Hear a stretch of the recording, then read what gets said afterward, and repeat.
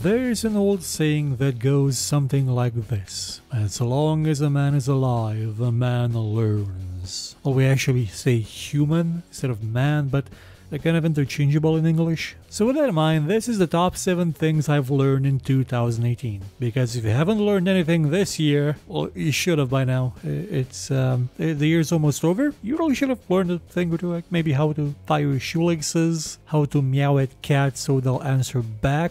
I learned that many years ago. It's not a recent thing. It's all in the tone. You have to enunciate the meowing so they understand. But these are more gaming related things, not well, cat. Do you people want me to make shows about the cats outside? Or about Fwiffle? Because I still got footage of Fwiffle from when the demon was terrorizing my desk. If so, let me know. I may do that next year. But with that being said, let's get it started with number 7. I will inevitably predict something by accident. Now, I'm not talking about the predictions I make at the beginning of a year. I think that this year I got most of them completely wrong. The VR for the Masses thing did not happen. I'm not sure if EA shut down the studio this year. Maybe they did. But it didn't resonate as well as the ones in the previous years. However, I have built up a good track record of making shows about old games that aren't really available for sale or are very, very old. And then suddenly, a week or two after, they go up on sale again or they get the remastered version. Latest one was Blood. Yeah, Blood. And the thing is, Blood was on the schedule for a really long time. Since I made the whole Doom clone thing. The only change I made was that I moved it a week later and put the Alien one before it. But it's been there since January. So since January, there was a bit of an inkling, a feeling in the ether that they will announce something. And the Monkey Island thing as well, the Monkey Island May in June thing was also... well, you know what happened with that one. Somebody else made a really, really big video about the series, like right when I was making mine, and they announced the less popular games are back on sale. Then the list probably goes on. I haven't really tried to piece together exactly how many things I've predicted by accident, but I am quite confident it's been by accident, because if it's not, then I'm psychic. The explanation I have is that I make 50 shows about old games a year. 50 of them. And because the gaming industry loves digging up the past, since it hasn't been doing a lot well with the recent newer stuff, the chance of, by coincidence, one of those 50 things to coincide, or at least be within a month or two of an announcement relating to that thing, is quite high. Now, if more than half of them were spot on, like if I start making next few shows about really obscure games no longer on sale and half of them plus one all show up on sale or get remastered versions or sequels or something, then I know something's up. But till then, it's gonna happen. Not sure which ones, but it's gonna happen. Number 6. Things are not going well. Now, you may have seen the channel in recent times and noticed the view count sort of not breaking 400. Well, what this year has taught me is that things are not going well on YouTube. So, we're gonna try and find ways to mitigate this next year, maybe by doing live streams, maybe by moving some content to Twitch. We tried the live and DTube thing, and nobody watches those, especially now since the crypto went belly up. But it is quite noticeable that the channel has taken a severe slamming, like pile driver through the floor, suplex off a roof. It's gotten so bad that Raul even forgets sometimes to post the videos. Well, in his defense, he was really sick, and he did just come back from Poland and probably still has a lot of alcohol in his blood. So next year we may need to take some drastic actions to revive the channel, reinvigorate it,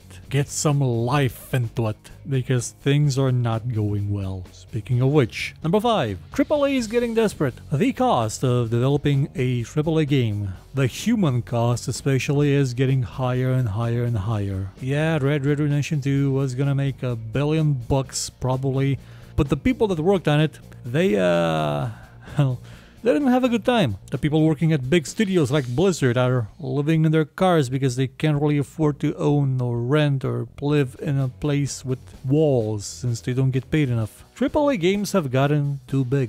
The studios making them have gotten too big. Thousands of people working on a single project. Unless that game is monetized up the wazoo, people are going to be in danger. So when Red Dead Redemption turns out to have a really awful economy for its online component, that's there because of the incompetence of the studio, of the way it's run. Not realize, you know what?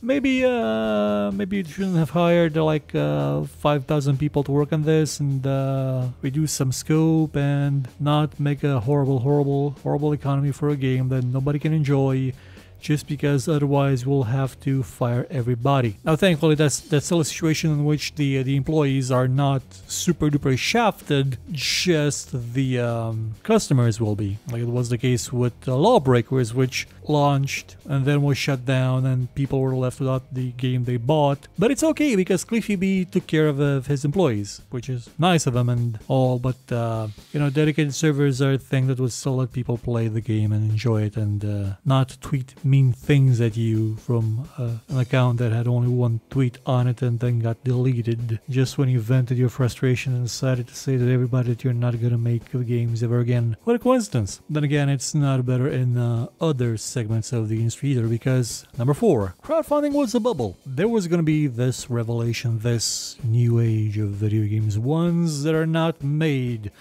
by the greedy goddamn publishers that are owned by soap companies and hedge funds and probably Middle Eastern terrorist money laundering banks. No, these would be video games made by developers how they want them to be made and for the public that paid for them already.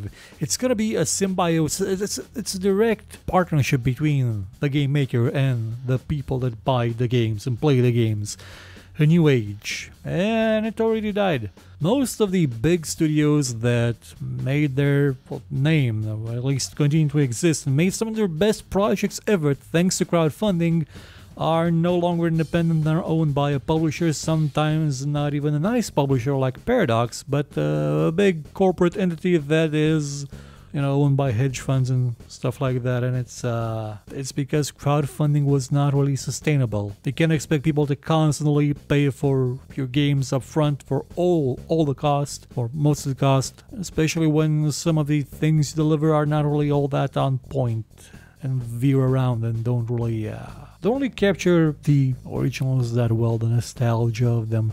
Mostly because you can't recover the past, you can't capture the past again, it's past. Now thankfully Star Citizen is still going strong, so there's a chance that will still be unscathed.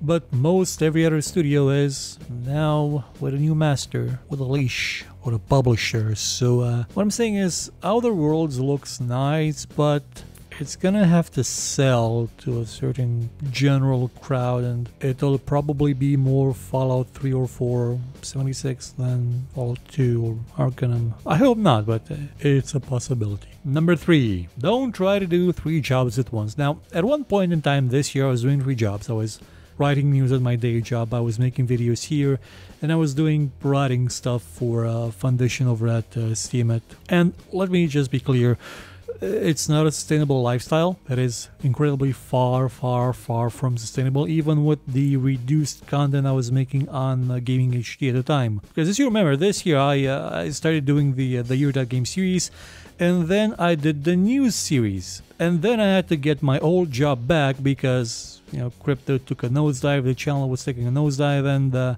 I needed to pay the bills. It was really unhealthy for me to try that, especially since the news was a kind of a big project and so was Year.Game, and actively doing them all at the same time sort of led to me having some health issues, which means I probably won't try to super exert myself with content for next year, especially since next year, well, a high chance of me still having 3 jobs. I mean, I need that healthcare, so there will probably be some need to cut down on some stuff and compensate. Number 2, always be marketing. I think the reason why the channel may have taken a downturn is that Raul was very busy with doing a job so he can actually live, instead of spending all his day marketing the content.